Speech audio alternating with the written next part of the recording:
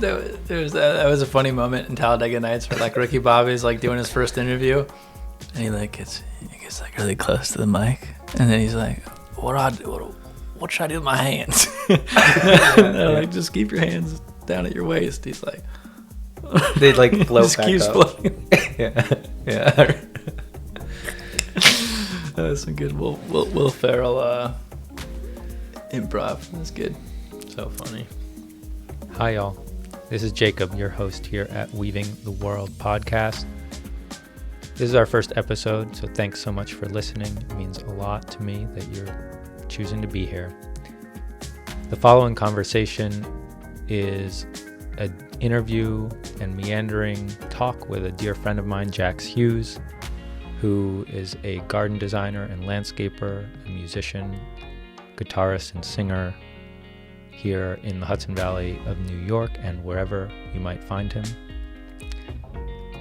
If you want to connect with him, you can do so on Instagram at Brother Jax for his music, or find him on Spotify as Brother Jax for his landscape and garden design work.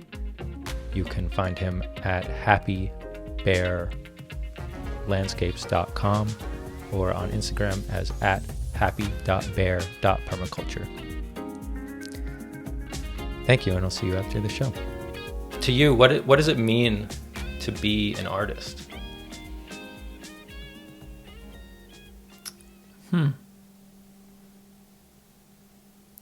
It makes me think of my relationship with my high school photography teacher, Peter Griga, because I think what Peter taught me was that your life is your greatest art.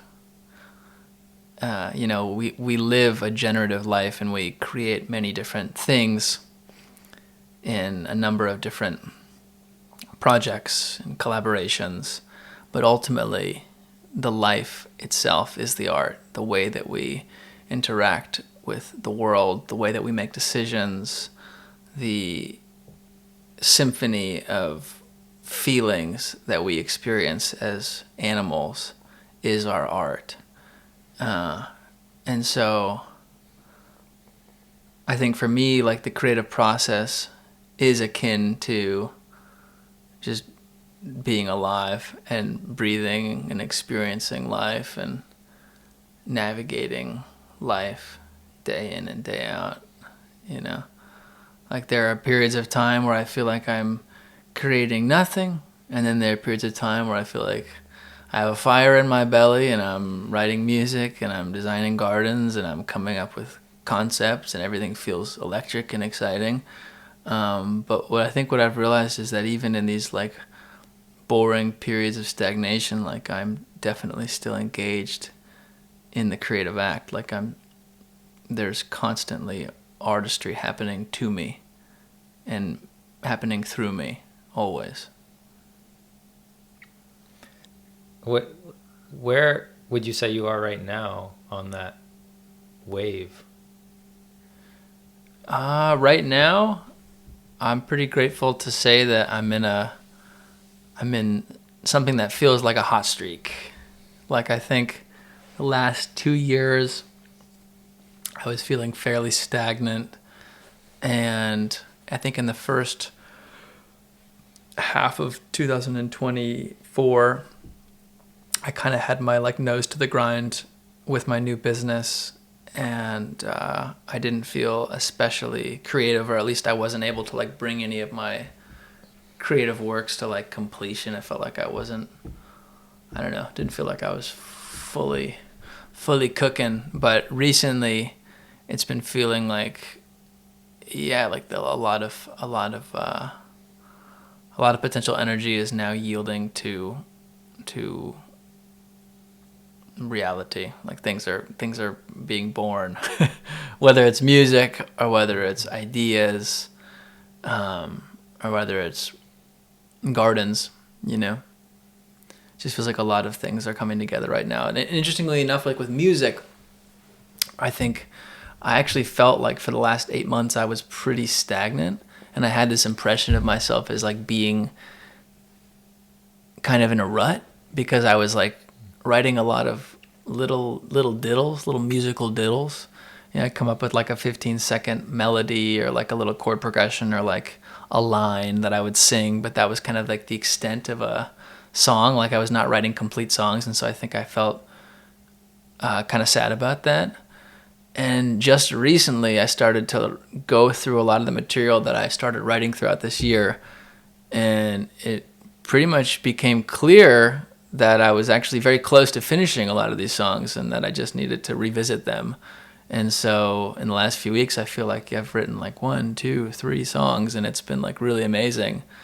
It's like all of these projects that were like almost ready to come to fruition, I'm now revisiting and bringing them to fruition, and like, I'm able to discover now, oh, okay, like I loved that chord progression, or I loved that melody. Now I know what I want to say. Now I know what like concept I want to explore with the lyrics. And so I'm grateful to have that exciting buzz of activity happening right now. So cool. Yeah, it's great to hear that where you're at right now in the creative process with some of your music, and it sounds like other things as well. Like you are feeling a lot of aliveness, right? Feeling a lot of energy towards it, and sounds like what you've been speaking to is that like there are times when you're still in the creative process, but there isn't that same energy. So it's interesting. I think it's interesting to like go back and reflect on those times and be like, well, like when you start, like you said, you went back to revisit these songs that you had started. And when you started those songs, it sounds like you weren't feeling as much in flow with the creative process at that time. Like it was like the way you spoke about it, and correct me if I'm wrong, it sounded like you were a bit disappointed maybe that you weren't that they weren't like fully coming to fruition at that time. But then they laid the groundwork for you to come back, and you laid the groundwork for yourself to come back to them and be like, oh, I have these little babies, like, right. I can tend to them, water them, and give them some attention, and they'll grow. It's like the plant analogy works really well, because it's like a little tree seedling growing up in like less than ideal conditions, maybe in like deep shade or something, and it's like then at some point, for whatever reason, there's like a disturbance, and suddenly that seedling has light and maybe someone to care for it, and suddenly that seedling just, the taproot's established, and it just takes off. Yeah. It's just super interesting to me to get to know these different steps along the creative process, or these different like periods or waves, cycles of the creative process, to like be able to learn that even when it seems like nothing's happening, or we're like frustrated with like what's happening or where we're at, that there still is a lot. There's still a lot happening. Yeah. Like I find that it can be disillusioning sometimes depressing. Like there can be a lot of self-judgment during those times. Yeah. Why am I not feeling more clear on what I want to create? Why am I not more energized? I should be better in this way or that. That should comes in, that inner judge. So, that doubt and that self-deprecation, I think, is all part of the sweet tension. Maybe it's not good for us to normalize a high level of self-deprecation in our lives, or to normalize chronic anxiety, but I do think those feelings are part of tension that then releases, when we actually begin to channel creative energy effectively. You know, like I think a lot of life can be understood in those terms of tension and release. Often it can be uncomfortable because just the sensations of that tension and release can be very physically uncomfortable. And the mind and the patterns that the mind gets into, I guess I found that as I get more comfortable with all of those cycles and those sensations, like it gets easier. But sometimes I still am surprised with like how crazy I feel sometimes. Like I'm like even with things that you've done before, right? Even with like projects that are like similar in nature, creative projects.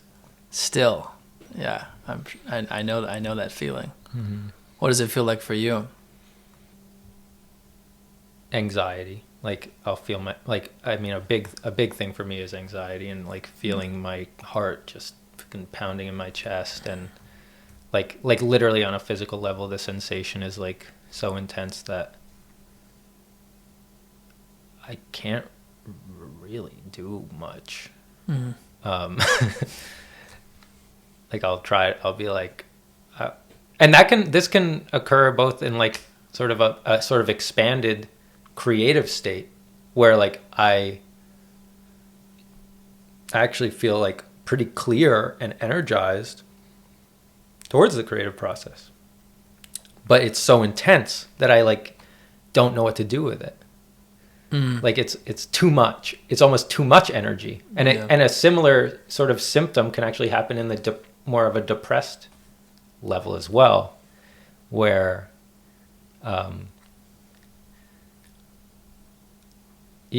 where I've actually still I have a similar sort of anxiety, but towards like a sense of towards maybe coming more from a place of like judgment towards my own like stagnancy, or just this overwhelming sense that like I'm not okay as I am, and from that place like I'm not able to relax, and so my body is just like kind of freaking out, and right? saying, like how do I be okay? Mm-hmm. And it's such a nuanced force, anxiety, because it's obviously very uncomfortable, and you know, as you're describing it, you know, I think I can definitely relate to that level of like debilitating anxiety, like that I've also felt in periods of time. Like I've also had panic attacks. You know, I know what it's like to feel crippled in moments by anxiety. But I think for me, generally, like anxiety is I think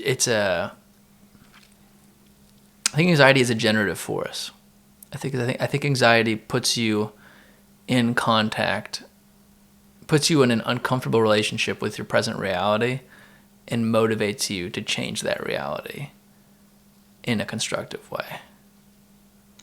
Like I think oftentimes people feel anxious, for example, when they're procrastinating.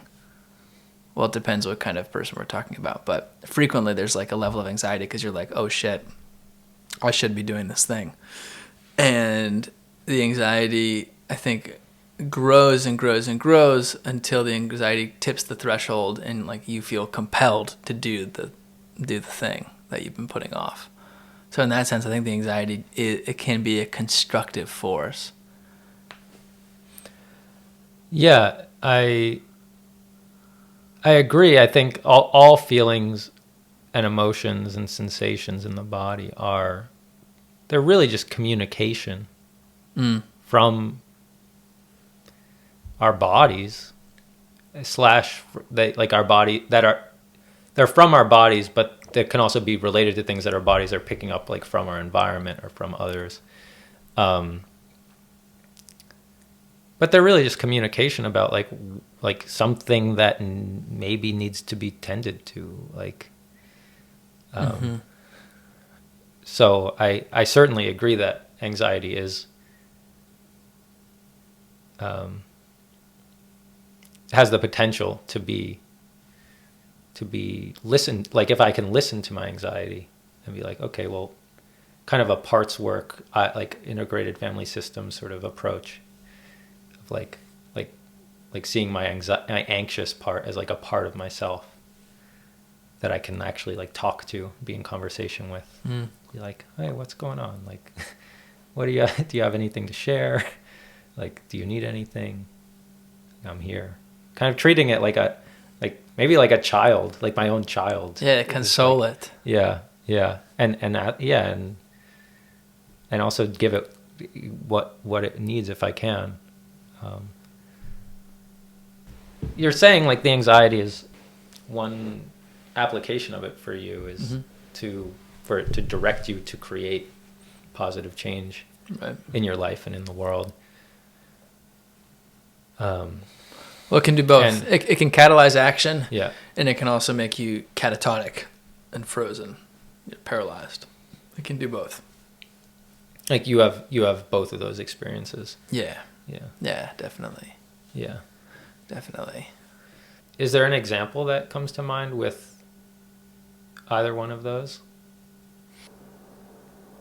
Yeah, I mean, I think with garden design and landscape design, I frequently experience both of those emotional experiences as a result of anxiety. And I think usually when I first visit a property and start collecting notes, it's very exciting, and I really enjoy getting to know a piece of land.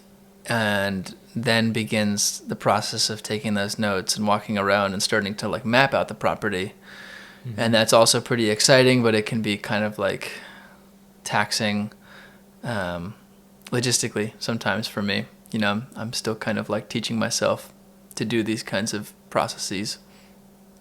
But I think once I have a decent map sketched out for a particular space or a property, then I'm basically looking at this like, it's like a massive puzzle almost, and there's infinite directions that this piece of land could take. You could plant any number of things in any number of places and any number of variations.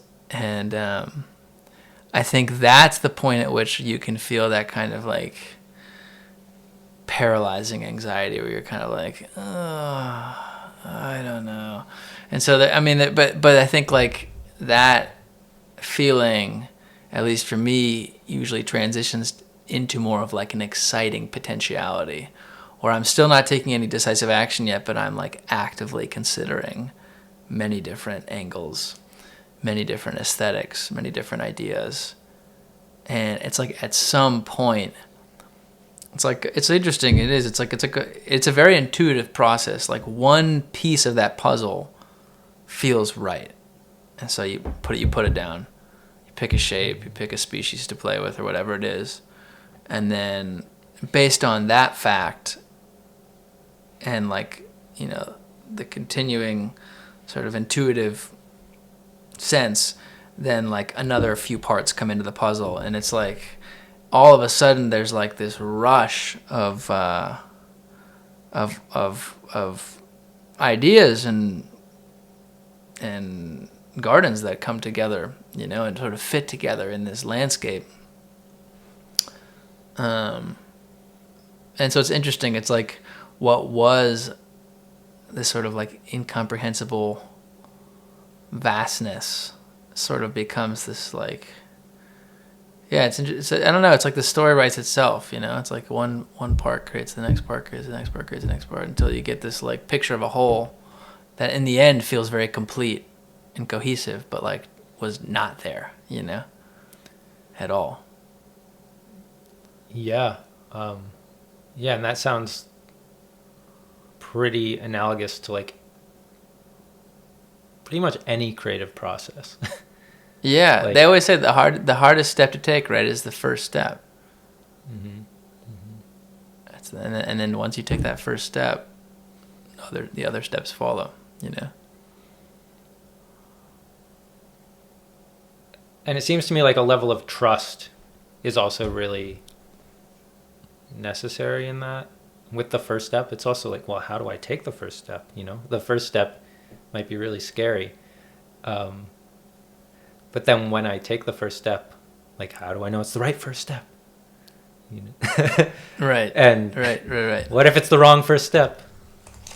It'll just lead to an interminable sequence of wrong steps after wrong steps after wrong steps. Yeah, I mean, for me, that's where the paralyzing anxiety can come in, is actually after taking the first step. Then there's like that inner judge can come in really strongly about like, it was like, you did it wrong. I did it wrong. I did the first step wrong. So then I don't want to do another step because what if it's wrong?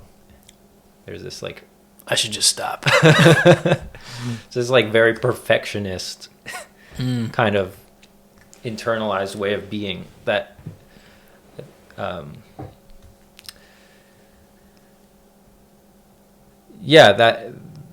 that has gotten me to realize how much I need to just feel the feelings and like and trust that, okay, just because I'm feeling this way doesn't actually really mean anything. Like it's communication that this one part of me, my inner judge, my inner critic, is like kind of freaking out, and maybe they have a message for me, right? Like I can ask for that. Like, are they trying to teach me something, tell me something, show me something? But then, like, okay, it's like, okay, cool.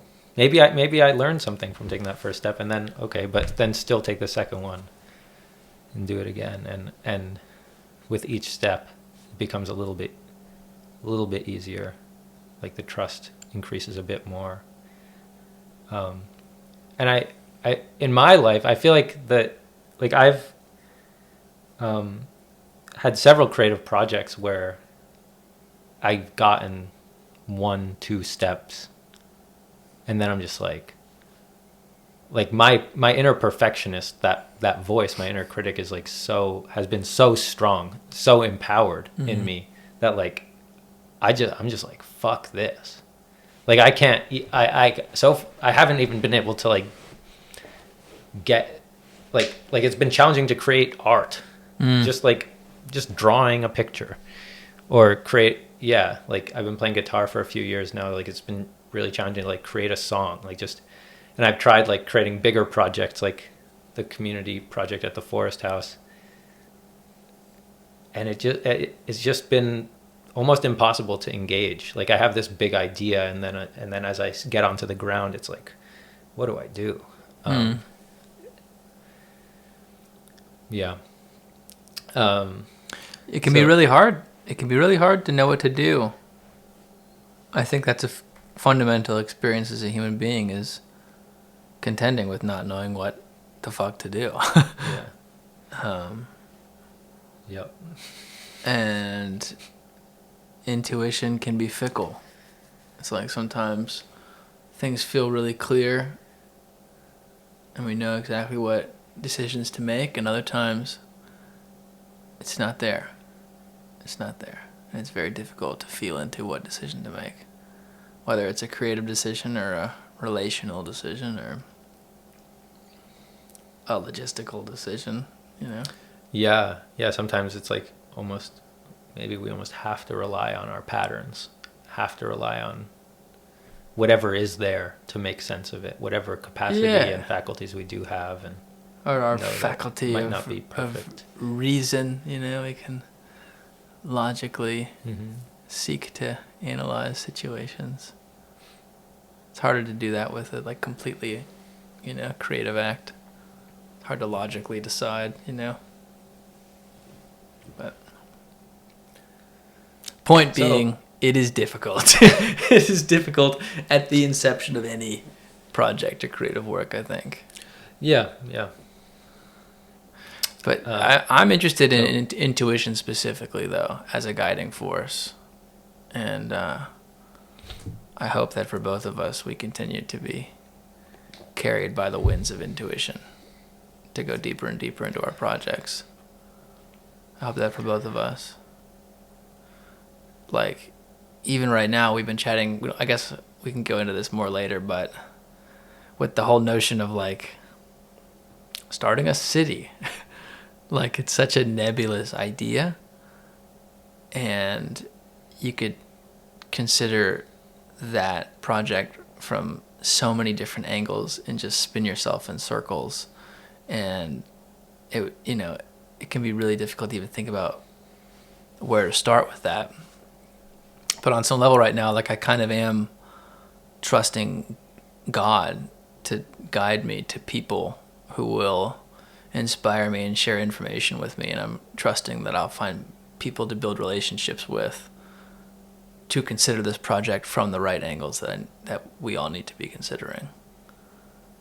I'm not putting the pressure on myself to, like, figure it out. Yeah, like to have all the right ideas and all the right tools and all the money and all the legal structure, all the technical skills, legal skills, etc.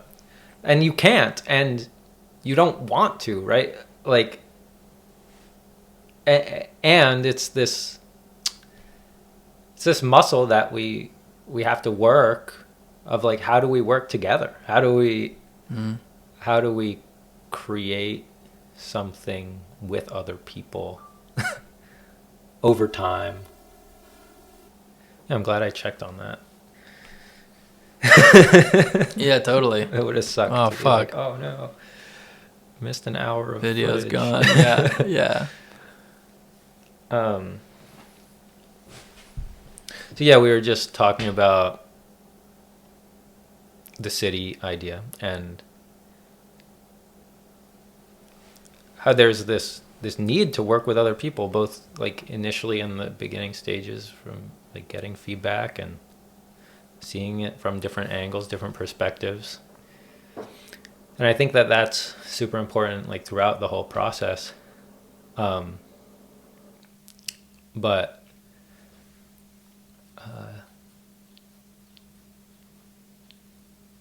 yeah, as kind of a founder of a project, there's a certain responsibility to sort of to tend to it and in certain ways, and also to steward it along as it grows, and like to be the one who holds it, but then also at the same time realizing, like, you can't hold it alone. Mm-hmm. So there's this co-holding that needs to happen even from very early on. Right. And I think that muscle and that's a skill. I think that's really a skill that needs to be developed in anyone. Some probably more than others that have it naturally, but yeah, it's like, how do you care about something so much and yet be open to seeing it change and be impacted by others who also really care about this thing? Like with the city concept, like, it's not something that I would ever consider doing myself, right? The vision is to create a team of people, join a team of people, designers, architects, civil engineers, builders, artists, farmers, people who want to work together and create the initial tidings of this project. People who are, in all likelihood, a lot more intelligent than me on an objective level. People with very different skills, people with very different interests, and very different ways of seeing the world and relating to each other. That's very critical. People with very different ways of relating to each other. What could you say more about that? The different ways of relating to each other. What do you mean? Yeah, I suppose it's kind of a vague thing to say, but it feels true. Yeah, I think just people who think differently and so relate to other people differently, right? People that think hyperlogically and scientifically about the world are bound to have different kinds of social relations, in their life. And I think that it's healthy to have that kind of individual working with an individual who is maybe a lot more imaginative and emotionally open and just generally empathetic. Because I think that it's exciting to bring those kinds of individuals together and see what kinds of conversations take place. You've mentioned the garden design stuff, and you talked about this business that you started. So, wanting to like bring it to there for you to share a little bit like more explicitly. So you started this business called Happy Bear Landscapes, and it's a big area in which you're directing your creative energy these days, and engaging intimately with plants and the earth, the soil, as well as other people in our community. And so, I'm wondering could you start off by sharing a little bit about what that business is, what you're doing with Happy Bear? Yeah, thanks for asking. Happy Bear Landscapes is, it's an ecological landscaping business that does design and installation. And at this point, we have mostly worked with homeowners, and we are starting to work with businesses, and we'll hopefully be doing our first big public garden space at the end of this fall, which I'm very excited about. And the goal with Happy Bear is to create very multifaceted and gorgeous spaces in nature where people can interact with plants and the forces that be. And, our designs emphasize native plants and a lot of edible perennials. And I think in general that designing outdoor spaces that invigorate us and inspire us to spend more time in nature is a really important thing right now for humanity. I think that we live in an era where, sadly, most of our public spaces and the landscapes that are closest to us are pretty bereft of beauty. And I think we see a lot of ecological destitute. We see a lot of lawn, obviously, and we see a lot of unimaginative conventional gardening, with a lot of the same kind of generally, non-native plants. And so the vision is to create dynamic and beautiful outdoor spaces that actually reflect and amplify people's imagination, while of course supporting the other creatures that we share this world with, like local pollinators and birds. A lot of my clients these days are in creative fields, whether it's marketing or graphic design or branding. So plenty of the clients definitely have, ideas about aesthetics that they like, and do have some great ideas in terms of landscape design that I do work with, frequently. But yeah, I think the majority of my clients don't have a clear idea about what plants will survive and thrive here, and don't have any idea about what kinds of plant combinations are nice throughout the seasons, what plant combinations make sense. So, yeah, in a lot of ways, I am actually positioned in like the most perfect part of the world for the kind of work that I do, because we live in upstate New York, and I think there's a ton of people who buy land in upstate New York and move up from Brooklyn or Manhattan, whether it's their only home or their second home, and they have this groovy impression of the upstate dream, and that usually implies, Eden-like gardens and fruit trees and, these kinds of things. But a lot of these people have no idea how to manifest these visions, and they definitely don't have any idea about how to maintain and manage, existing plantings. So it's a really cool area to be in. I think it's probably better than ever after COVID as well, because, during the COVID times, I think people were pretty desperate to get land. And now people are living in the aftermath of COVID, and they're asking themselves, like, what the fuck do I do with this land? And you're coming in, for those who find you, you're coming in as a voice of like, well, how can we have this land better serve you and better serve the wild ones as well in this place. Right. And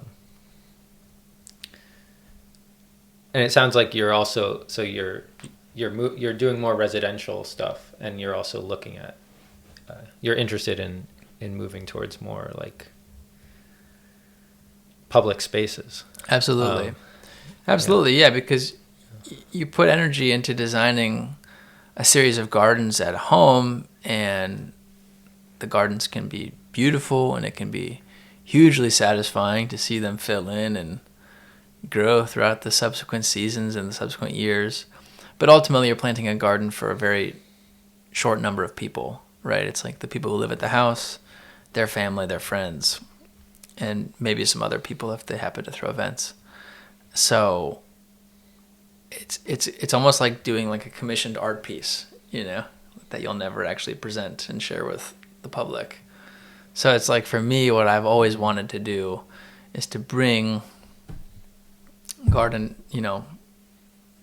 cool garden design and, some of the principles of permaculture into public spaces, whether that's in parks or that's at schools, universities, public-facing businesses, around streets and other public thoroughfares. And I think those spaces really excite me. Like that is the kind of places. Those are the spaces where you can reach the most people and have the most impact. Is that why you do the work that you're doing? I'm curious if you could share more around like the why. Why do you choose to focus on the landscape design and garden design?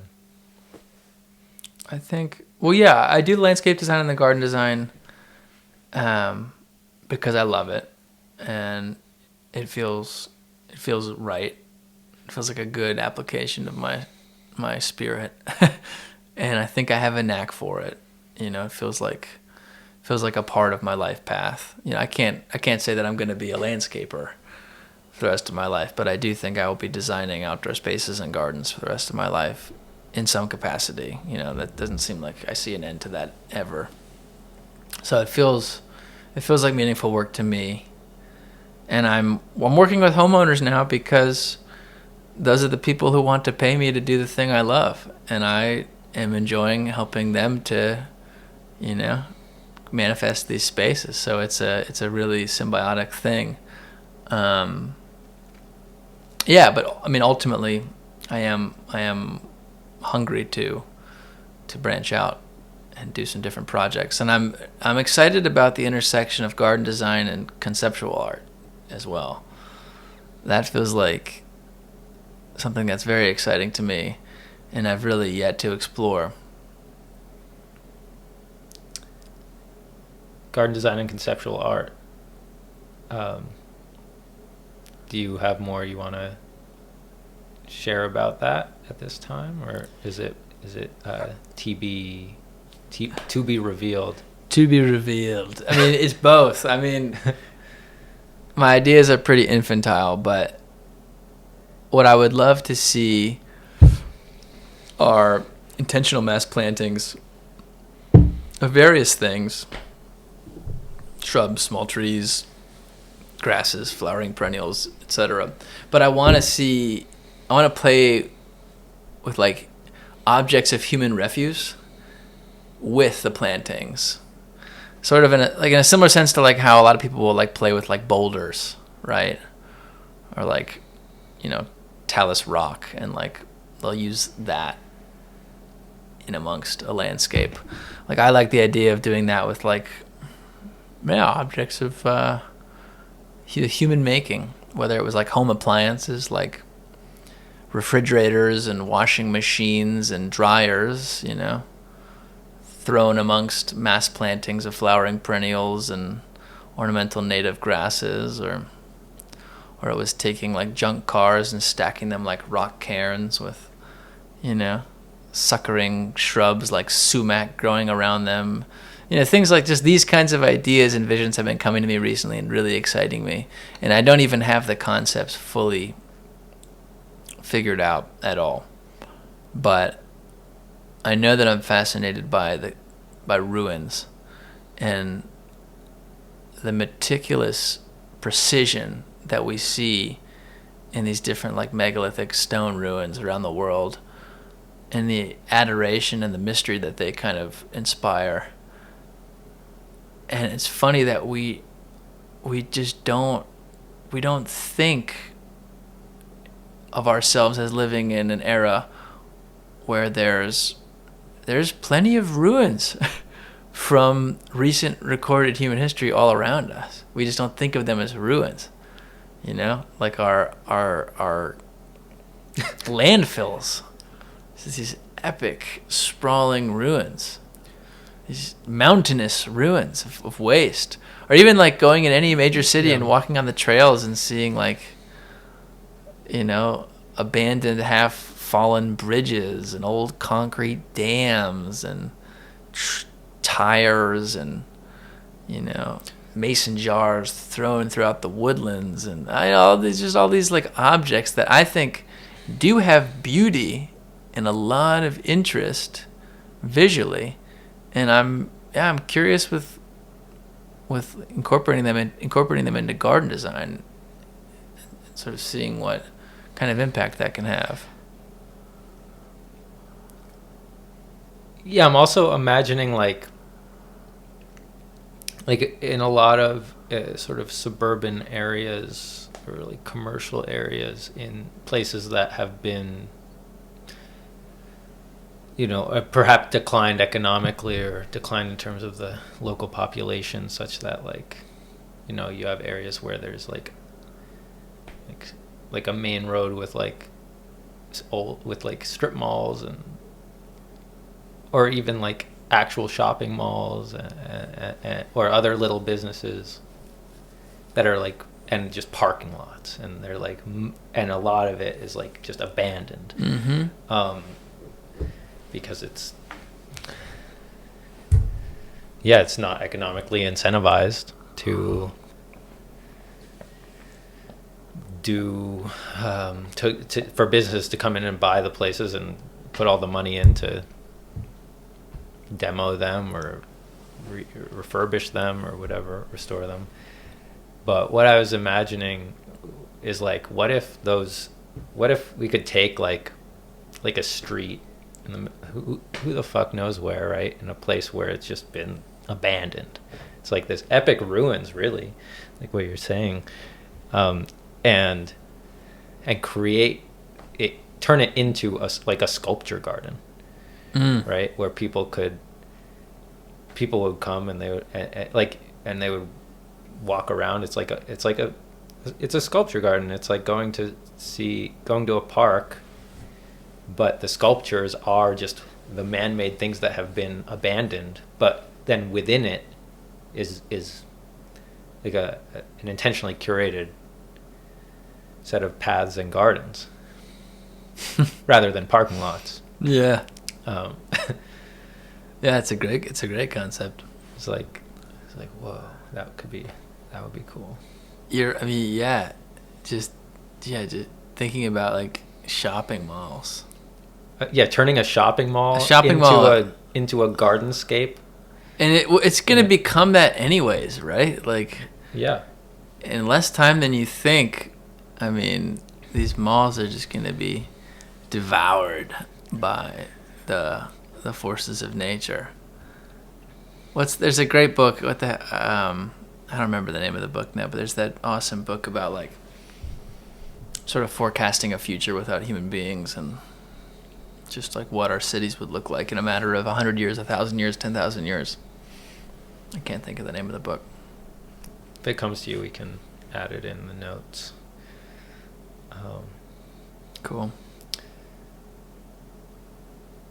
We're both big fans of another book called The Pattern Language, or A Pattern Language, by Christopher Alexander, as well as a team of other architects and researchers.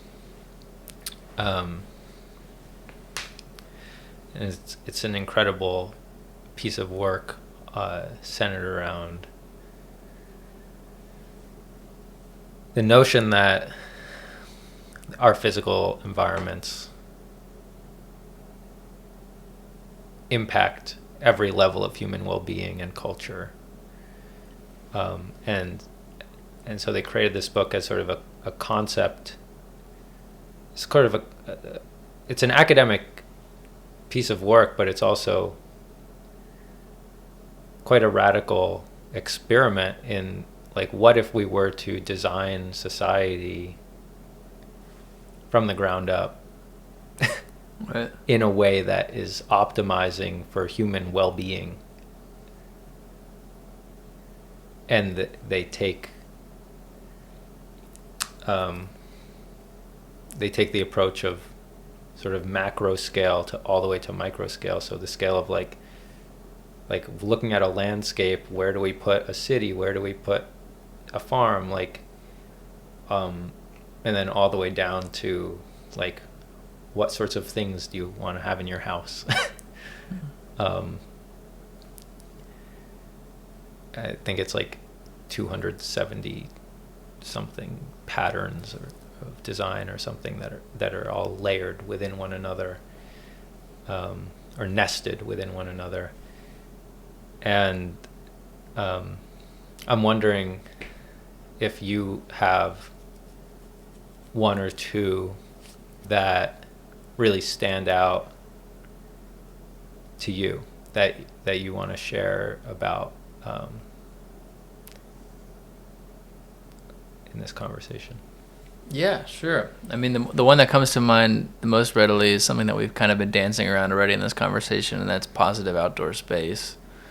And it's a great pattern in the book that it just basically says that, you know, when we think about outdoor spaces, and especially the outdoor spaces that surround our dwellings and our workplaces and our gathering spaces, we should think about the outdoor spaces as more than just the leftovers between buildings. So we should actually like position and shape our indoor spaces and our indoor spaces, and also just, you know, various features in the landscape, whether it's like hardscaping or something else functional. We should try to place these different things such as to create intentionally enclosed and defined spaces in the landscape.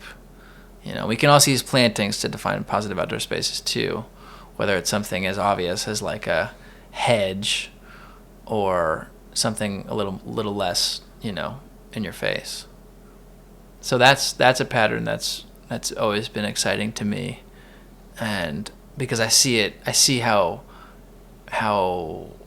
applicable it is to us in our lives, and especially for me in the, you know, the work that I do, because, you know, like we were talking about earlier, so many of these properties I visit have just these random shapes of land. There's just these big expanses of open land and things kind of just peppered here and there, and like there's very little regard for creating the kinds of outdoor spaces that people want to be in, you know, that feel partially enclosed or have, you know, a refreshing variety of things to look at, you know, at, you know, certain times of day and certain seasons. So so that's a really exciting pattern to me. And then another really exciting pattern that I love, this is like a more meta pattern, is I don't remember what it's called, but for the sake of this conversation, I'll just call it city concentration, like fingers of a hand. So it's like City Country Fingers. City Country Fingers. It is a ridiculous name. Yeah. My city country fingers.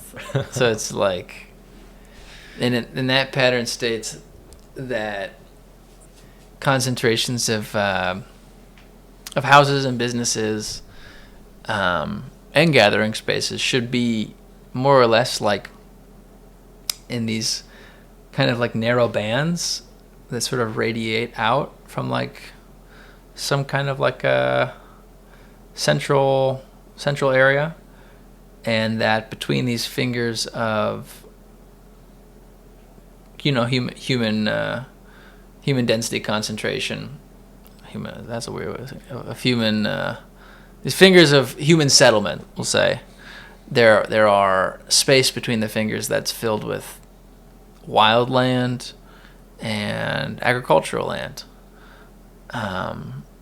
and I think that's a really intelligent way of designing a city, because I think that we need a lot of space dedicated to biodiversity and ecology, and those wild spaces need to be accessible to people for our health and our well-being and for medicine, etc. And it kind of brings food cultivation as well right into the heart of like reasonably large or reasonably dense concentrations of people, which is really exciting.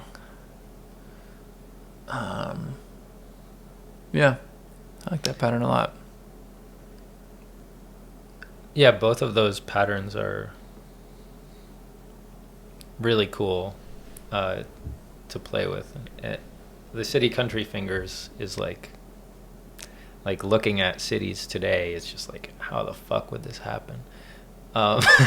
It wouldn't, because basically it would require some pretty extreme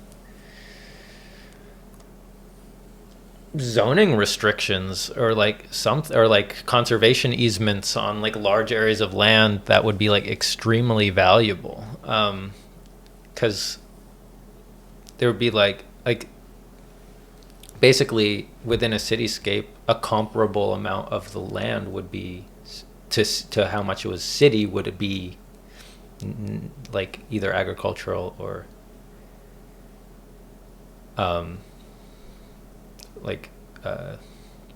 wild woodlands, prairie, whatever. Yeah, you know, and like ecological reserve.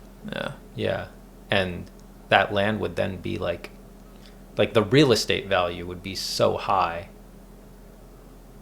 that in our current environment there would need to be like significant restrictions. Right, everything would have to be under some kind of an easement for both for the for it to stay in that use, like what, like in today's environment, like if I was a farmer in Manhattan, like I was just imagine that I had a piece of farmland in Manhattan, like I'd be pretty well incentivized to just sell it. Yeah. Even though, you know, it's like maybe I like being in Manhattan, and my customers are like right here and it's convenient and whatever, and I can sell things for a premium, but like I could also get like I don't know, millions of dollars for just selling this piece of land, and going somewhere else where Right. land is cheaper, like a little bit north of the city or something. So yeah, I mean, that's just, I love that pattern because it really stretches, I think, the mind of the person who's living in modern day America to be like, what if it was that different? Yeah, I think that's why that pattern stuck with me so much, and it's not the only pattern that had that effect on me, but like, I really like ideas that just shake me up, you know, and make me consider different realities than the one that I live in, because it's so easy to become like a horse with blinders and just think that this strange age of like late stage capitalism is like somehow is like an inevitable consequence of like human civilization. And like, well, I guess perhaps it is in the sense that it's happening, but like, this is in no way the highest iteration of our potential as a species, you know. That's very well said. And nor is it nor does it have to be the end game, right? Like, No. It's like, okay, we're here, we learned some shit, like, where are we going now? Where are we going? And I've been saying this like probably pretty inarticulately now for like the last few years, and I'm probably going to say it again inarticulately in this podcast. But what I keep trying to say is that, you know, I grew up in the suburbs of Cincinnati, Ohio, and I had a beautiful childhood that I'm so grateful for. And my childhood was, you know, filled with memories of like riding around in the personal automobile to gas stations and visiting, you know, strip mall, shopping plaza, movie theater, amusement park, restaurant, antique mall, restaurant, shopping plaza, back, you know. And I guess what I have recognized in the last few years is that these traditions that are normal for us growing up in this era, in this age, and in this place, right, in the United States, you know, at the end of the 20th century, these traditions are a blip in human history. You know, this is a little experimental age of consumerism as a mass religion, and I don't think it's going to last for very long. Like, I don't think that this culture of shopping and restaurants and just these ways of being, I think have a pretty short expiration. I don't think that our children's children will be living like that. Where do you see it going? And like, what is your hope? What do you hope to see the change? I don't know if I can speak much to where I see things going, but I can tell you what I hope for. Yeah. I hope for increasing levels of human to human connection and human earth connection. You know, I think right now we live in like the least social generation in human history, period, where people have like the least developed web of social relations in their lives. And we're not spending time with friends and family as much as we used to as human beings. And we definitely don't have communities of practice that are really healthy. We don't have people that we see regularly to do things that we like to do or that we need to do. And so my hope, and I think, well, because we're the least social generation in human history, I think that we're a sick generation in human history. We're sad, and we're scared, and we're anxious, and we're confused, and we don't have the support that we need to be healthy. And so one big hope I have is that people will rediscover the meaning of community and the beauty of strong human relationships and strong communities of practice. So that's a hope of mine.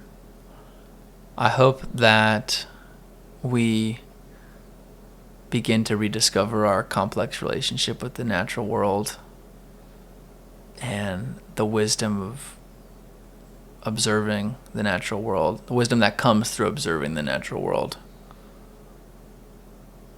learning from Mother Nature.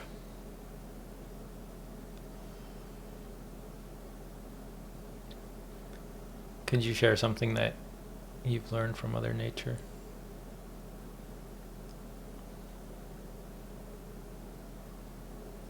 I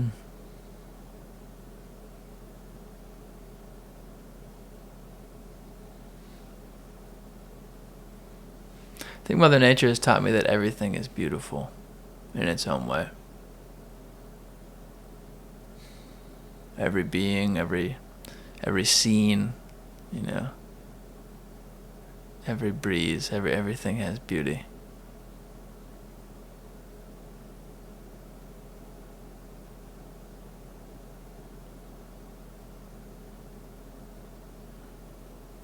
Even in scenes of, even in grotesque scenes, like death or decay, there's beauty. There's beauty in that.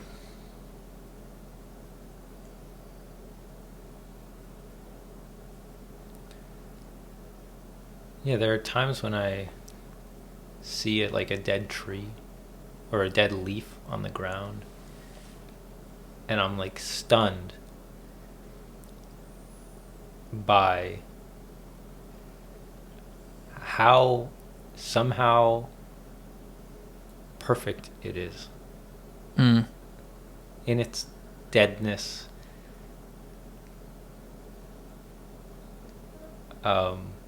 It's like a perfect embodiment of itself. Right. And then even a dead tree is such a cool example, because it's like the lesson there is like, what is really dead? I mean, like, what is death? I mean, like, it's so hard to even say when a tree is dead. And then even when you think the tree is dead, there's now so many living beings living inside the corpse, and living off of the corpse. So it's this. All living beings have that. We do. We are all covered in microbes that are ready to just consume us. Yeah, it's like the moment we die. Yeah. The moment the cells pop. Yeah, it's interesting. It's like while we live, we are composite organisms with all these different microorganisms inside of us. And then when we die, it's just, all it is just a shifting population dynamic inside of us. So it's like, what is the breath of life that leaves, and where does it go?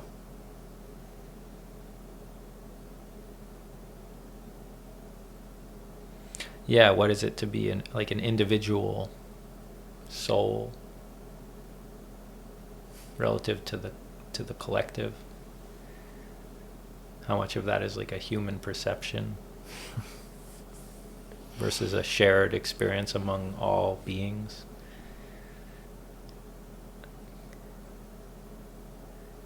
That seems to be pretty unique to human beings, at least in how we express it.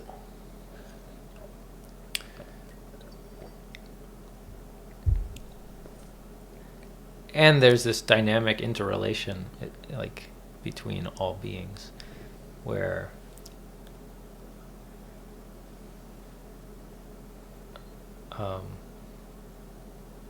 it seems to both be practical and applicable to see every being as an individual, and also very practical and applicable to see how to distinguish, where's the boundary between beings, at least on the energetic level, in terms of how we interact. and impact one another. It's like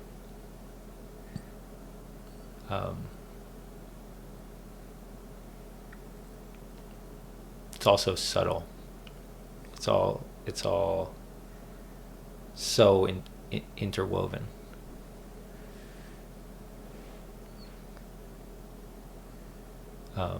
Yeah. Now we're getting pretty. I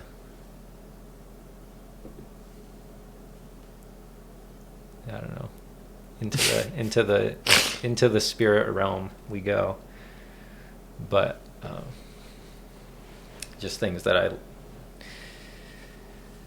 think about and are feeling like more and more practical to consider and to sit with as well.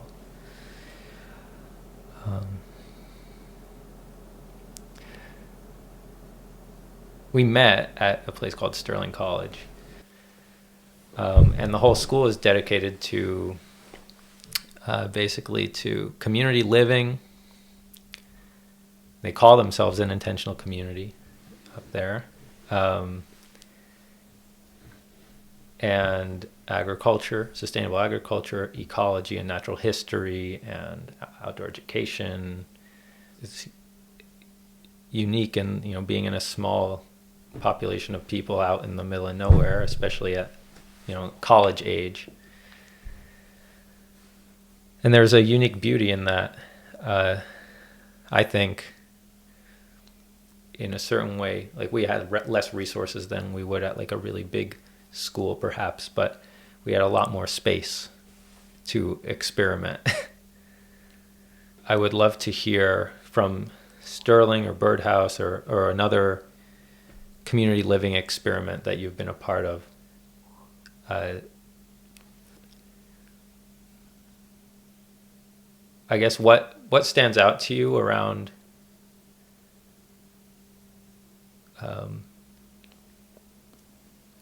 like why you have chosen to spend time in those spaces and to lean into community living, and what have you learned from? What are one or two things that you have learned from those experiences? Yeah, I think I continue to place myself in these different experimental community projects because, well, on one hand, I do it because I like to be in rural areas generally, because I like to be close to nature. But I also like being around people. And so a lot of times these different communities are, present a nice way to be close to nature while being around a bunch of, cool people to learn from and do things with. But aside from that, I think I also gravitate towards these community projects because they can be incubators for some really cool ideas, and they can be very unique in terms of the culture that develops in these little communities, the little traditions and habits and ceremonies that, become part of life there. So like at Sterling, I was really in love with Sterling College. I was only there for a year and a half because I transferred in, but I think the work that they're doing as a university is amazing and really against the grain, and they're really bringing in a lot of talented people who know how to do a lot of extraordinary things, and they're teaching those skills to the students, and the students are teaching each other. And I think there's some level of participatory democracy at play there, with the tradition of the community meetings that's going on there. So I think at Sterling, the community meetings had a really big impact on me because they were a lot of things. The community meetings, to give some reference, like, or to paint a picture of this, like, there were these weekly community meetings where the students, faculty, and the staff all got together in a big room to make announcements and debate and discuss. And they were sometimes really funny and exciting. They were frequently very boring. And sometimes they were really dramatic and contentious and awkward. And I think that I learned the value of all of those experiences in community. Because I think true participatory decision-making as a community has a fair amount of tension and awkwardness. And, you know, these different situations that we find ourselves in, whether we're discussing a party or a curfew or a curriculum, like these different situations, they lead to some really fascinating dialogues between people, and people have different ideas and they disagree with each other. And I think to hear public discourse about disagreements is really healthy. And I was actually listening to a podcast recently with Charles Eisenstein, who was making a really cool point about, he was talking about his childhood and how much time him and his friends spent fighting. And like not physically fighting, but like arguing. And like, he gave a really beautiful explanation about that. But as I was reflecting on my own childhood, I was remembering, like we spent a lot of time arguing to reach consensus, you know, as a group. And Charles Eisenstein was painting this picture that in the modern age, children these days are spending a lot less time arguing and a lot more time consuming media. And so anyway, so I think I learned from Sterling that it's very healthy to disagree with people publicly and to engage in that discourse as a community. And then since Sterling College, you know, I bopped around. I lived in Nicaragua for a year at Bonafide, which was a permaculture farm and community. And, you know, that was kind of a very small community. I don't think it was as ambitious a project as Sterling College. And I learned a lot from my time in Nicaragua, but I think in terms of community dynamics, it's maybe more interesting to consider the notion of Birdhouse, which was another community that I lived in back in Vermont. It was a friend's, it was a really cool idea to create a farm incubator on this beautiful piece of land in Barton, Vermont. So it was a house where people could live and they could start agrarian projects and enterprises on the land there and have the space to experiment and play around. And it is no longer happening. And I think honestly, I learned a number of lessons there. I sound like Joe Biden right now. I learned a lot. But I learned a number of different lessons. He's the president. He's someone to look up to. You know? I look like Joe Biden right now. No, I'm just kidding. I smell like Joe Biden right now. Got Joe Biden cologne. He put out his own cologne line. Oh, nice. Yep. I gotta get some. Everyone can smell like Joe. Average Joe. You want to smell like Joe? You gotta put on this cologne. That coalition. Birdhouse was a really interesting time. It was a really interesting project to witness because I think finances played a really decisive role in the project's ultimate failure. Because our friend who started the project,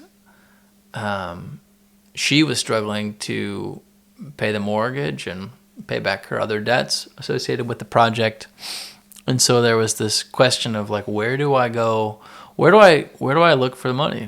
Where do I get this money that I need to fund this project and to develop this project? And I think that the financial constraints created a lot of tension, and made it difficult to accomplish some of the goals of the project. And I think that relationship, between landlord and tenant complicated, some of the goals of the project as well.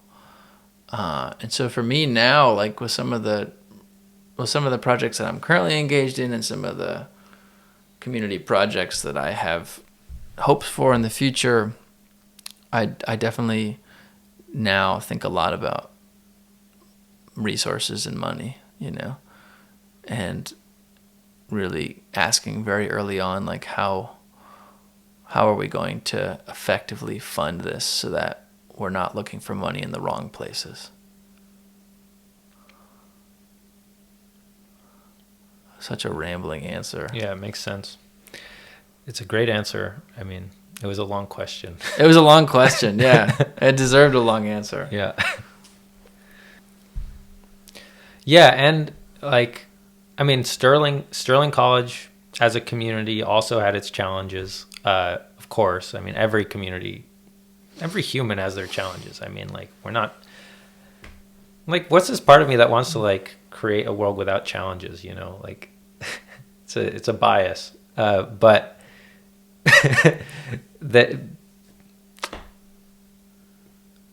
but yeah, there's a lot to learn, like, from all these spaces. Sterling's like an intentional community, but students are there for like 1 to 4 years, if that. I mean, yeah, so many people, like, more than the average college. There's a lot of turnover. Mm-hmm. So it's like, what can really be created? And there was a similar challenge at Birdhouse with the farm incubator idea. Even is like, well, the incubator part of it, really, it's like trying to get new farmers access to land so that they can get a project started and then only stay there for like 1 to 3 years or something, and then go elsewhere. But it's just not for a lot of businesses, and especially farming businesses. It's like often pretty challenging to reach profitability in 1 to 3 years is like rarely accomplished. And then once getting sort of settled on a piece of land, mm-hmm. to then be asked to like leave and go somewhere else, be like, oh, you've graduated the incubator, like, and it doesn't seem like the best move for the businesses. And then also from a community standpoint, it's like creating a revolving door type situation. Yeah. It reminds me, Jacob, actually, of what Jane Jacobs. I've been reading Jane Jacobs' book, The Life and Death of American Cities. The Death and Life of Great American Cities. Death and Life. And the chapter I was literally just reading this morning was just talking about slumming and unslumming of slums. These like patterns that play out in American cities. And she's talking about, this is something that's been well written about and discussed, but the vicious cycle of like, in these impoverished areas that are really unattractive places for people to live, people that gain the means to leave, whether that's like gaining a high level of social prestige, education, income, success in whatever field, like those individuals leave because the slum is somewhere to get away from, right? There's not a diversity, like, yeah, it's a place to leave. We'll leave it at that. So it reminds me of, I actually think it's that concept is kind of applicable in a loose sense to what happens at Sterling, right? In a place like Birdhouse too, It's like if you do well, and you learn these ideas and hone these skills, you take them elsewhere, there are plenty of students who do stay in the Northeast Kingdom of Vermont, and they do make a huge impact, and that's awesome. But a lot of people, they leave, you know. They don't stay and continue to share their gifts. But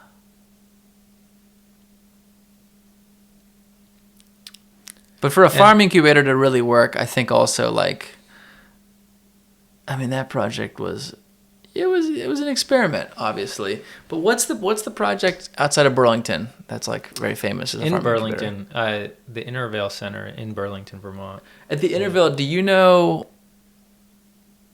I don't know that much about the Intervale, but I feel like I've heard that there's like significant resources and tools and equipment available to people who want to start projects there. I mean, they definitely have certain resources. I'm not sure about tools. They might have a tool share program. But as far as I know, the Intervale Center does not like kick farmers out at a certain time. Like I think there are farms, a lot of farms who have been at the Intervale for a long time. And they basically just sign leases of varying length. I think so. Yeah. And maybe there's some initial like trial period. But then a lot of the businesses do end up like growing up and buying their own land naturally at their own pace. If that's right for them. But I don't know for sure, but I don't believe that they have a graduation date for a successful farm that's housed at the Intervale. That makes sense. Yeah, there's no reason to kick someone out. But point being, a lot of people probably do, like you said, discover that it makes sense for them to move on. And, you know, find someplace a little more permanent. Because if there's potential to gain access to some big equipment and machinery that's collectively owned or available, I mean, that's huge for a young farmer. Yeah. You know, for a young farmer who doesn't want to invest in a tractor, for example, or even like a walk-behind tractor, you know, some of these like bigger expense items that make an impact that might be a bit much for someone just starting out. Totally.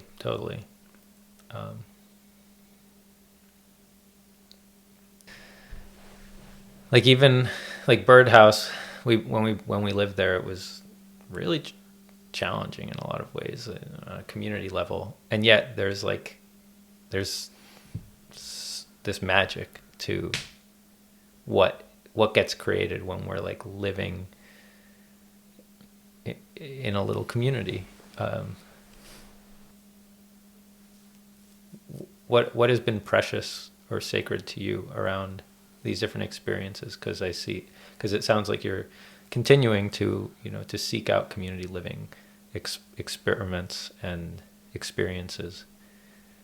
So I'm curious what it is that motivates you to continue on that journey.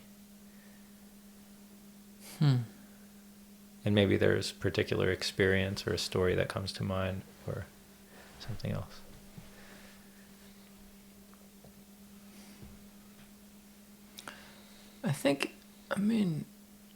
To me, the magic of community living is just the individuals that add depth to our life. You know, these relationships that just add such depth to our life. These individuals that we see every day or every week in a spontaneous sort of passing way, and in little and big ways enrich our lives with their presence, with their humor, their affection, or their quirks.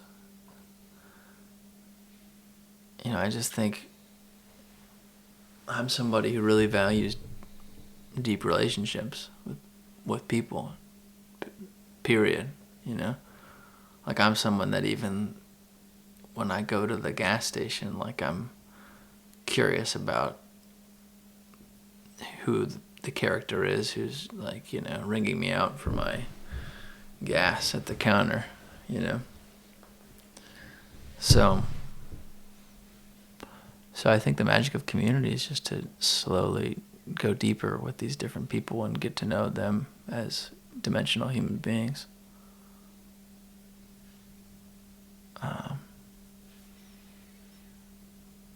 Yeah. Yeah, I love that.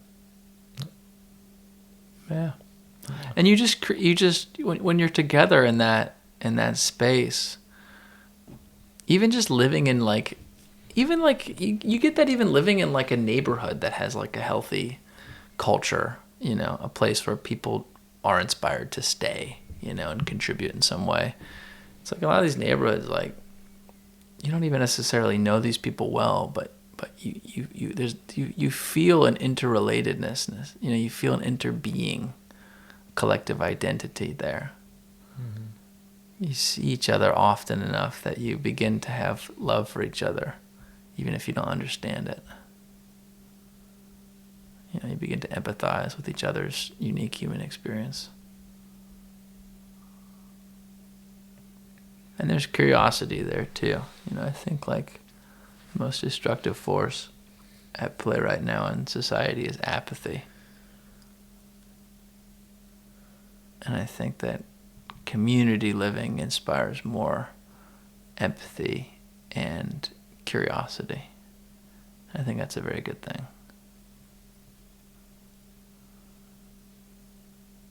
You've shared with me in the past that you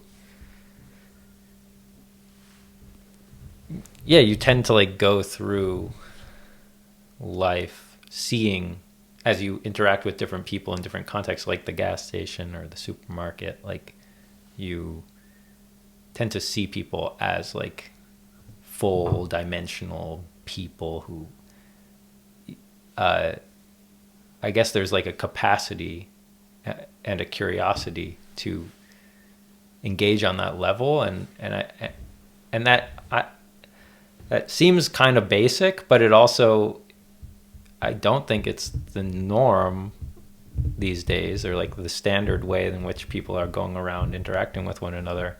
I mean, for me, it's like often, it hasn't been my baseline most of my life.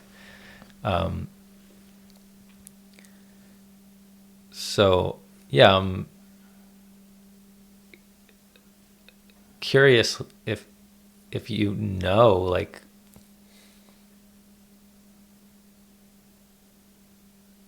where that came from, or has that always been the case?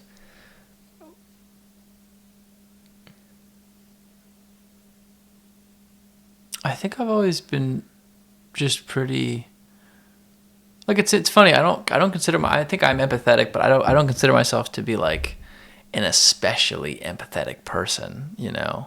And I think I'm a loving person, but I also wouldn't consider myself to be an especially loving person.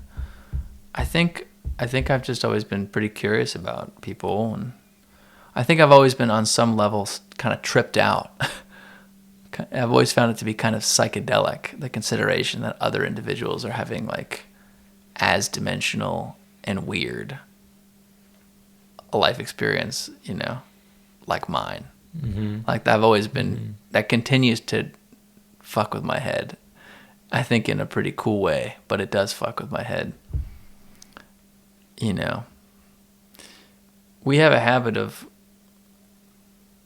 grouping things, you know, functional identity groups, for ease of perception and cognition. Like, oh, we see a tree, we call it a tree.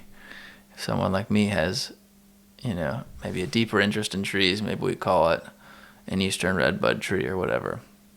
And if it's a good-looking eastern redbud tree, we call it, that's a really handsome eastern redbud tree. That's beautiful. And then we move on, right? Like we're not considering the unique experience of life that tree is having, or we're not going deeper into the types of emanations we're receiving from that tree, you know. But the point is. Yeah. What is that? What is this? What is the tree communicating to me? Right. What is the tree doing? What is the tree doing? What is the tree doing right now? What's it like to be the tree right now? Yeah. Yeah. But even just that, yeah, I mean, what's it like to be the tree, that involves some imagination and maybe something more than imagination too. But really just that first question, like, what is the tree doing? You know, I think is a really fascinating question. Because now you're no longer looking at what the tree is, you're looking at like how the tree is. How is this tree? Mm-hmm. Mm-hmm. Mm-hmm. And we like walk through the woods every day, and there's like trees everywhere. Everywhere. And we're just like, take them for granted. It's almost these like static beings. Right. So easy to do. So easy. And the reason I brought this up is because I think on some level people treat people like that. Mm-hmm. Oh, especially in a city. Or not just in a city. These days, I mean, now that people, you know, we tend to keep our noses in our phones. Like, I think it's happening to everyone. But we walk around and people was just, oh, these are just people. People are people. In the functional category of people, human beings. Mm-hmm. And we generally, and you know. Maybe that's a very beautiful human being. Maybe that's a very repulsive human being. Yeah, there's a million subcategories based on yeah. what age, race, you know, fashion, et cetera, et cetera, et cetera. How similar to me they seem. Right, right. Yeah. Do we feel like we're kindred in our music taste or whatever the fuck? But still, we rarely go deeper than that, you know? Yeah. Than those sort of functional subcategories of identity. Yeah. Yeah. But it's true. A lot of people, yeah, we don't consider each other's humanity. I think that there are certain exercises we could adopt as as communities within society to foster more of that interbeing, that sense of interbeing. Even something as simple as looking people in the eyes, strangers in the eyes periodically, I think, can create that experience.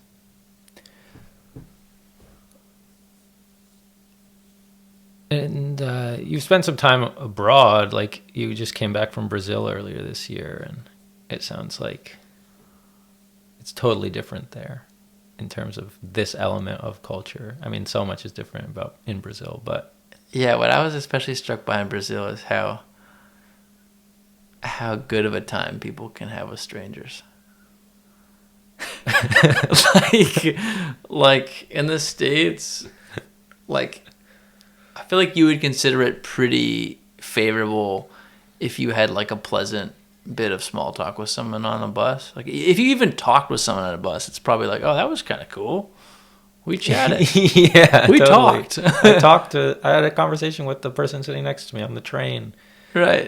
Like, I don't know, last year one time, and it was like, we talked for a while, but it was like, wow. Like that's kind of cool. That was awesome. Yeah. Like they tell me about their grandkid, or like I told them about what I'm working on, or like, wow, that was interesting.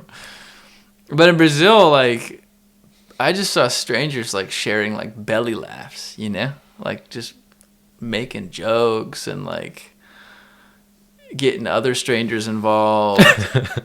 Yeah, it's like my first day there. I like borrowed a bicycle from a friend, and the bike had a flat tire, and I was trying to figure out like what pressure to fill the tires to at the local gas station, and like within like 2 minutes, like 2 cars had pulled up, like all the gas station attendants had come over, and everyone was like furiously debating like the correct PSI for the bike tire and like making each other laugh, and like it's just like a really refreshing level of openness to strangers there.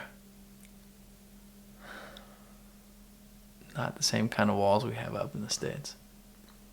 It sounds really refreshing. Like a little edgy, honestly, and also like in a good way. Like I imagine spending time there would be really good for me. Mm-hmm. it's on a psychological human level. Yeah, it's good to feel out of your element. I mean, I know. Obviously, you're a traveler too, so I know that you love that, to feel out of your element. I appreciated some moments in Brazil where I did feel like a bit like a square, like a fucking American square. It was good.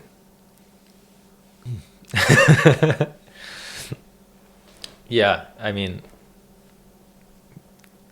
yeah, it is good. It's healthy to feel that once in a while, maybe on a regular basis. Mm-hmm. So before we close, I want to like bring it back to this city, because you mentioned it a couple times, talked about it a little bit, but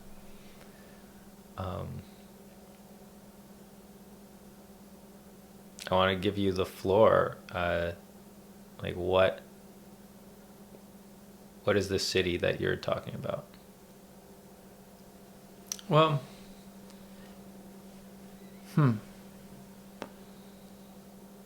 I've had this interest in agriculture, landscape design, and community building, for a long time now.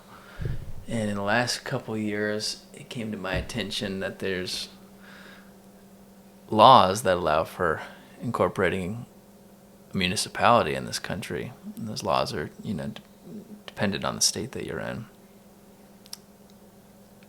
So I just started to think about that a little more critically and imaginatively. And I'm from Ohio. Originally, I grew up in Cincinnati. And there's a ton of affordable, fertile land in Ohio. It's been abused for generations as conventional monocultured agricultural land. A lot of corn, a lot of soy production. And so I've recently been developing this kind of fantastical idea to gather funds and purchase a massive parcel of agricultural land in Ohio, in a place with fairly fertile soil, abundant groundwater, and a good degree of climate resilience, based on where it is in the country and what we can even hope to predict at this point in terms of climatic shifts. And the vision would be to start a farm, a diversified, small market garden farm at first, with some other people with very different skills and passions, and to essentially begin subdividing the land into small lots and create an HOA and try to find the right people that want to purchase these residential lots and start to build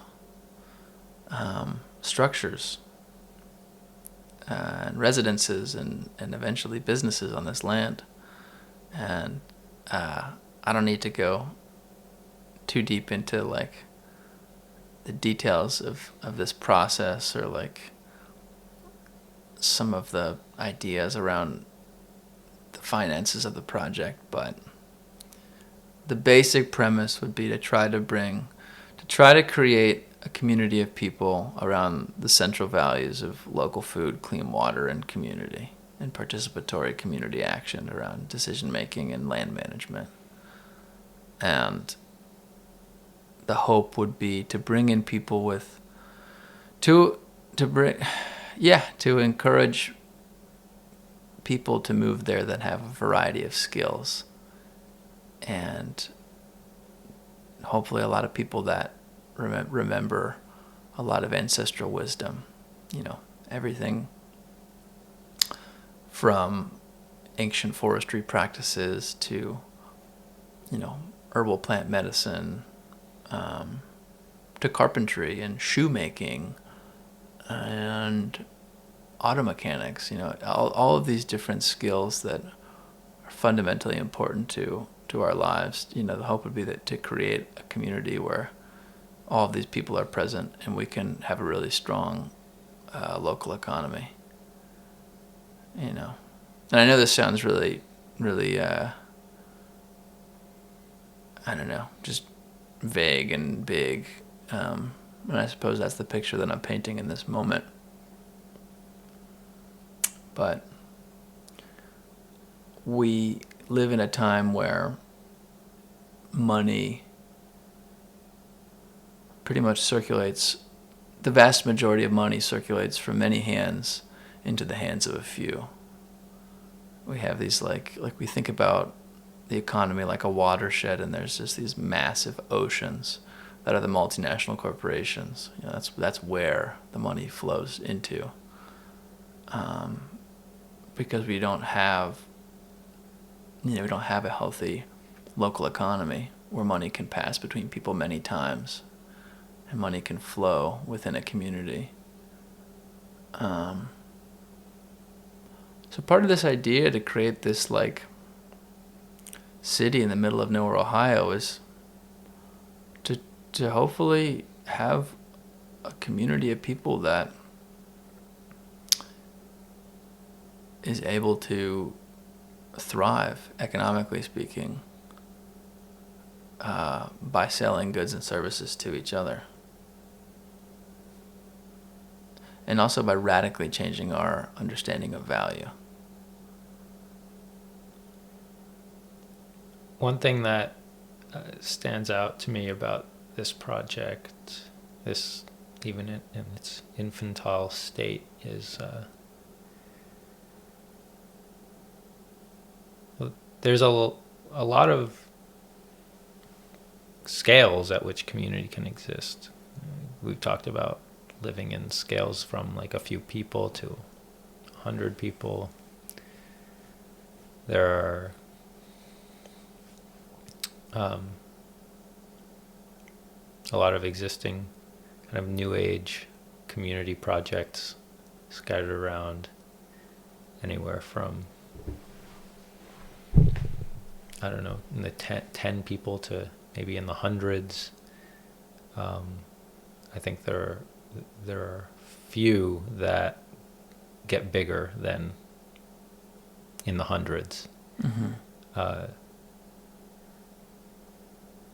I mean, there's probably a lot to learn from all the different scales, but what stands out to me about this project is that the scale seems to be on the very large side. Like, at least over 1,000 people. In the vision, like when I think of a city, it's like thousands of people at a certain point, right? Like, at least that's where it would grow into, like when I think of a city. I guess it's different maybe that's not the scale you're thinking of. I don't have like a number, right? I think the hope would be that there'd be enough people, there's enough concentration of people to create a really lively cultural environment and to create the foundation for people to find niches within the local economy. Mm-hmm. Mm-hmm.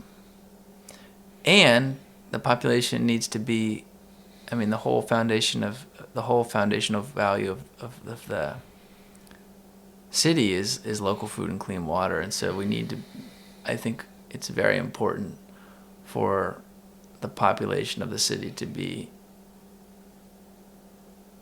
in line with the carrying capacity of the agricultural land and the surrounding ecology. Mm-hmm. Mm-hmm. 'Cause the intention would be to be, intensively managing the wildlands around the community and doing a fair share of hunting, doing a fair share of growing food and kind of finding food in a diversity of ways, diversifying the food production. But you can't just grow the population exorbitantly. There needs to be like a reasonable cap there. Like an attunement to the earth.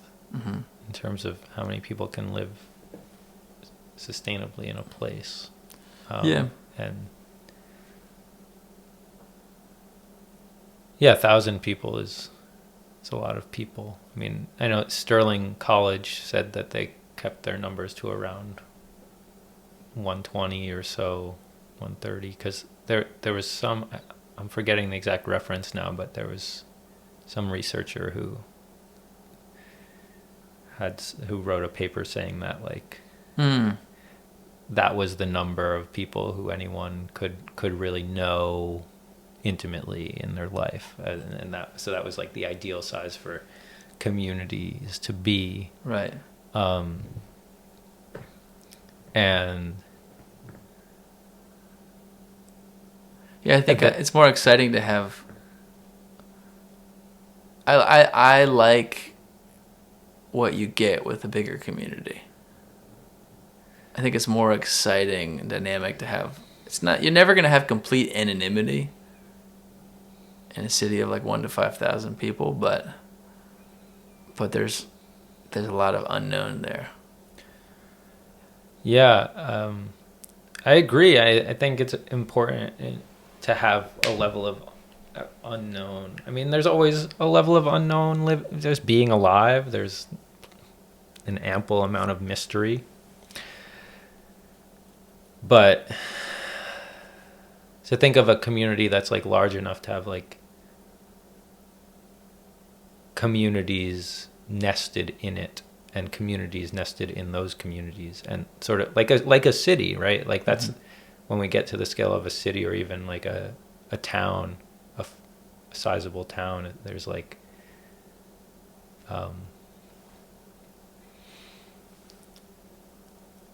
there's sort of fractals and clusters of different communities, and there's overlap. There's different activities that bring different groups of people together.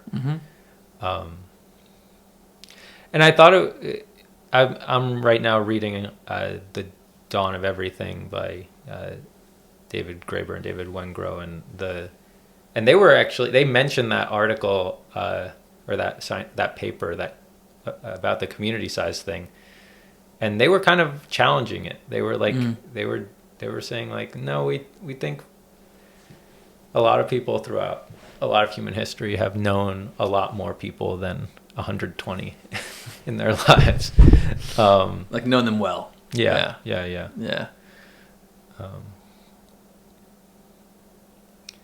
And personally, I also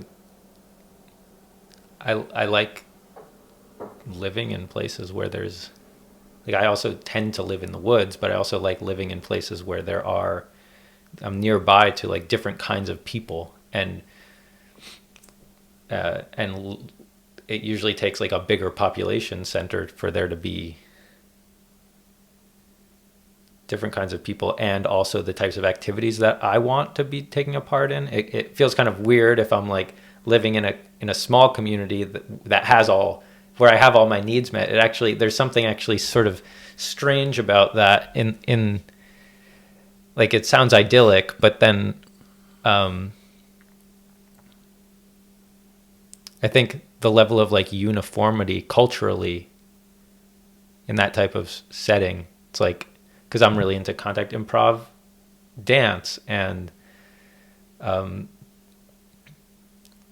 even just to have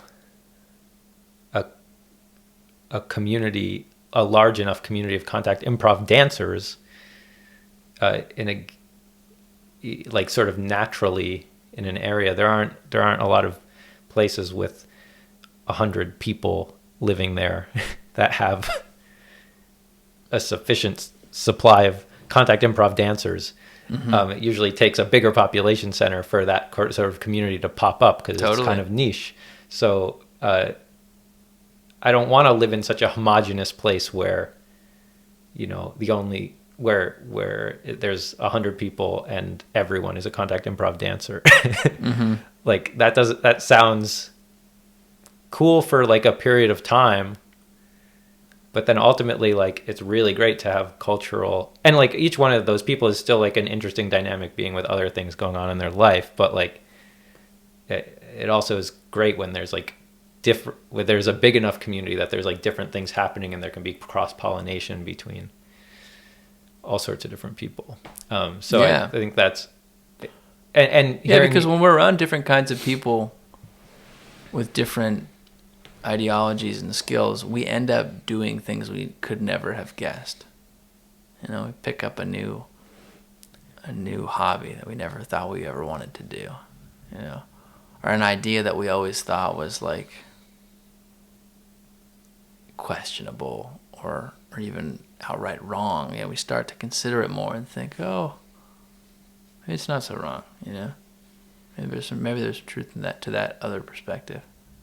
Mm-hmm. Mm-hmm. So I think those experiences are good.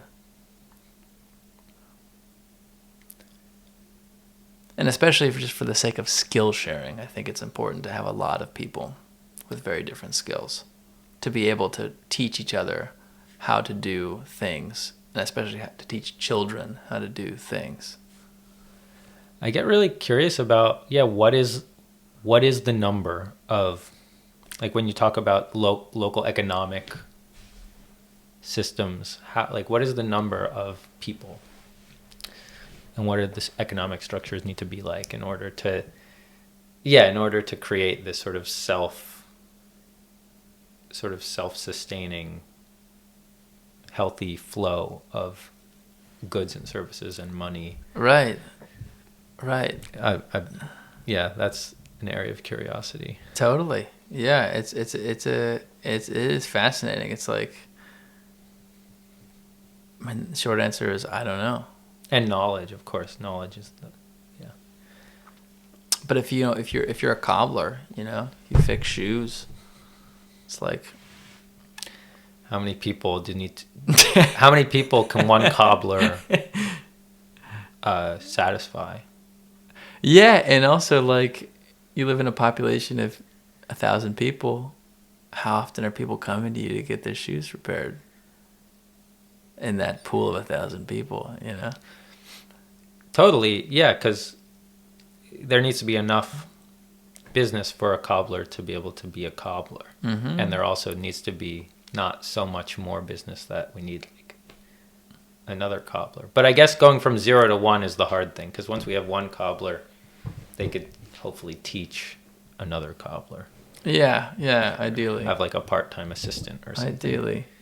But it's just sort of like, you're still like, it's like, yeah, we're still working within this like framework of capitalism where we need money to be able to purchase goods and services from the quote unquote outside world. And we need money to pay taxes to the federal and state governments. But what happens when we need money for very little else?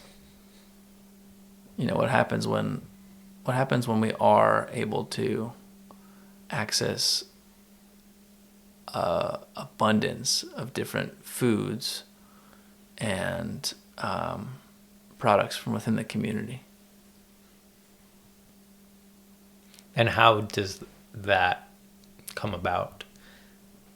How do, I guess what comes to mind is like something Charles Eisenstein writes about in Sacred Economics, like deflationary economics, right? Like, right. Yeah, we've talked about this before. How, because if we even within a community we could create a deflationary economic trend, even if the outside world around us is still on an inflationary trend. Mm-hmm. Is that possible? And like, how would that work? Because it could hypothetically lead to things being very inexpensive, like, or maybe money not even being necessary within the community. Right. There's an exchange happening. It could be a gradual progression to get there. There's an exchange happening, but maybe it's not.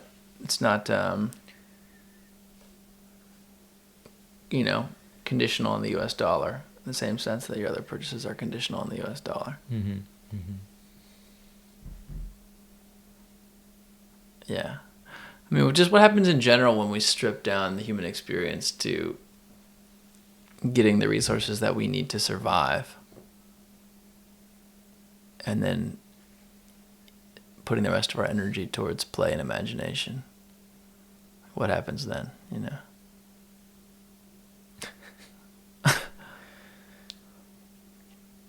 Yeah, that reminds me of this project that I heard about this year. Someone in the Hudson Valley who does this annual gathering where it's basically like, that's the premise for it. It's basically like, it's all actually funded by some like wealthy people who want to just support them, and they have a whole week where anyone can come, and it's free, and there's food, and you just and it's basically like, we just have time to create and to play and to share, and as community, what do we want to do? Yeah. Sort of this post-capitalistic experiment. Yeah.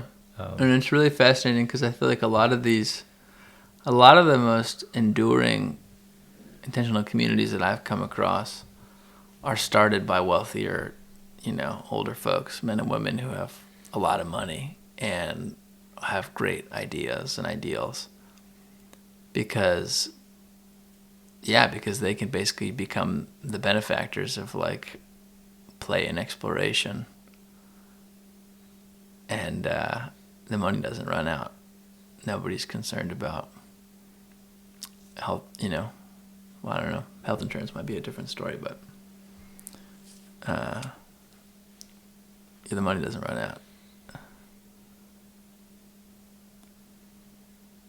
I'm curious about is like how to give this project a philanthropic bent and structure some kind of a nonprofit for collecting, you know, funds toward the farm as an educational and experimental farm, and also toward, you know, this mission of developing a different kind of a city, while not relying entirely on benevolent donations. You know, trying to create a healthy ecosystem, you know.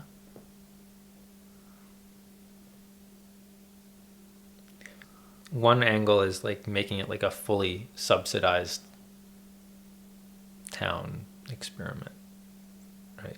Where you survive on donations because it's like a nonprofit. They're doing educational work. It's experimental community living. Right. People are doing installations and art and, you know, et cetera, et cetera. And that's awesome. But I guess what's really juicy about the experiment is like, that's really cool. But then like, what's really juicy about it is like, can we actually take baby steps as to be able to stand on our own, right, as like a community. Yeah. And maybe there would be like a transitionary period from being more subsidized to being self-sustaining economically.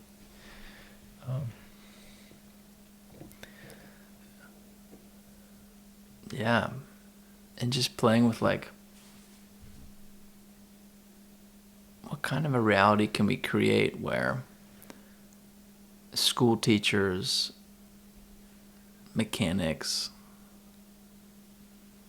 electricians, professors like want to put themselves in a place like this, because it's such an exciting opportunity to create, you know, in a different way, while having their needs met, you know, on a fundamental level. Like what kind of a reality does that have to? What kind of reality is that?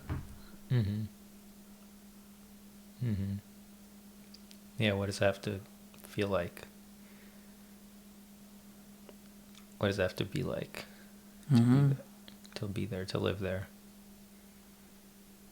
Yeah, I mean, the other option is like, right, we do this somewhere near a metropolitan area, and it's a commuter town, and people just, go into the nearest metro area to work, and then they come back at night. And I think practically that makes a lot of sense, but I don't think it's as exciting.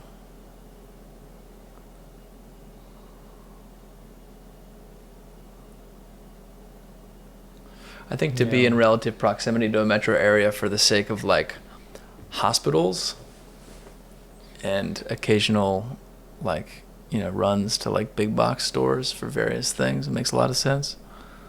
But the hope would be that I even now, I mean, there's communities all over the world right now for people in the tech space, digital nomads who live together in these intentional communities, some of which have like an agricultural leaning. But to me, that's not as exciting either. I mean, I think it's cool, but if everyone's just like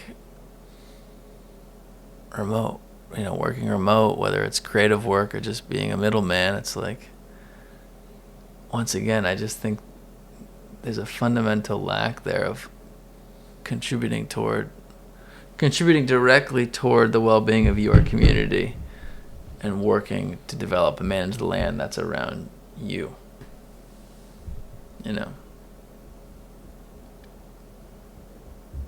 Yeah. And if these remote work positions are 40 plus hours a week, that's a lot of time you're not spending contributing to your community.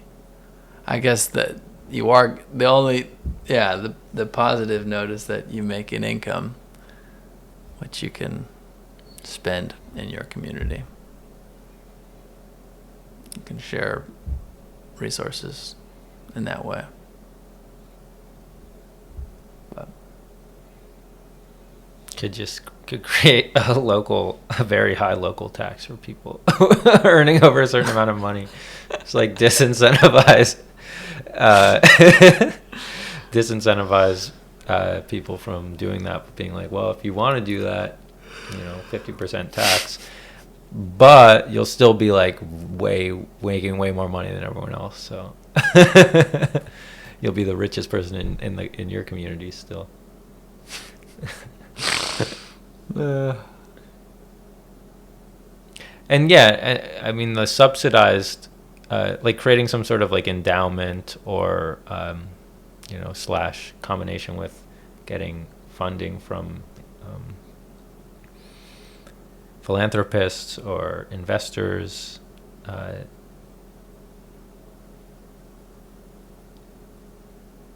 such that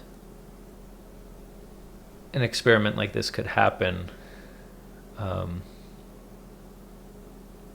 maybe such that certain people on an ongoing basis could be funded to live there and create art or whatever it is that they're doing, would make sense to me. It's like it's pretty attractive, I think, as a premise. Mm-hmm. Yeah. I mean, if you can find a way to make this an affordable place for artists and farmers who historically don't have a lot of money, then that's a big win. Yeah. I mean, the government historically provides subsidies for farmers and provides grants for farmers and artists. The government's being pretty bad at funding the arts these days in the U.S., but in other countries, a lot of artists get supported by grant funding. It's true. Universities fund artists. So it's sort of as well as like throughout history, a lot of very famous artists and scientists, thinkers have been funded by wealthy people who just want to support their work. Totally. So it's like a very trodden path, I suppose, the one of like as a society, as communities, sort of figuring out how to fund work that doesn't directly result in goods and services that are like valued economically, but we agree and sort of recognize individually or collectively that it's valuable that this is happening and that these people are here getting to do whatever the fuck they want. Totally. Yeah. Yeah, I mean, it's also worth mentioning, this is like, I don't know what you just said that just kind of pushed me in this direction, but a big motivator behind this whole idea of the city has also been some of the forecast around like how AI will likely impact the modern economy and, you know, human values, right? Because in all likelihood, AI is going to change the economy completely and make a lot of people redundant, and a lot of people are going to lose their value in the workplace, and people are going to have, I think, an even bigger existential crisis than we have right now about what we should do with our lives and what we should do with our energy, what we should do with our hands and our bodies. And so there's a reclamation of purpose, sort of. Yeah, it's beautifully said. Yeah, a reclamation of purpose. Yeah. Finding meaning in doing things in a place with other people, creating things together, finding a life that is more, or finding a way of life where there's meaning other than just buying shit, selling shit, advertising shit. You know, rediscovering life beyond consumerism.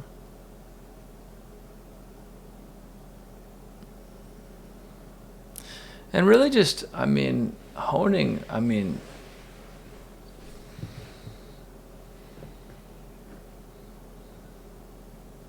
just like a deeper presence in general.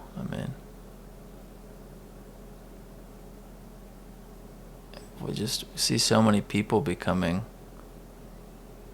less and less present. And it's a struggle for me in my own life to be present and engaged in the sensual dance of life, you know, and all of its beauty and hardship. Mm-hmm. And I just, you know, whether it's through this concept of this terrestrial paradise city in Ohio or it's through some other project, I want to be part of the wave of people pushing for greater presence, you know, as a human community.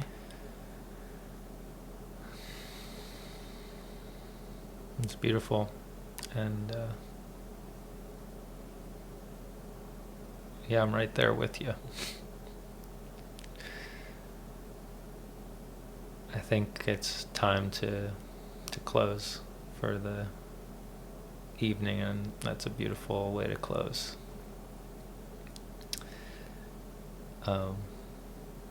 Thank you, Jax, for joining me.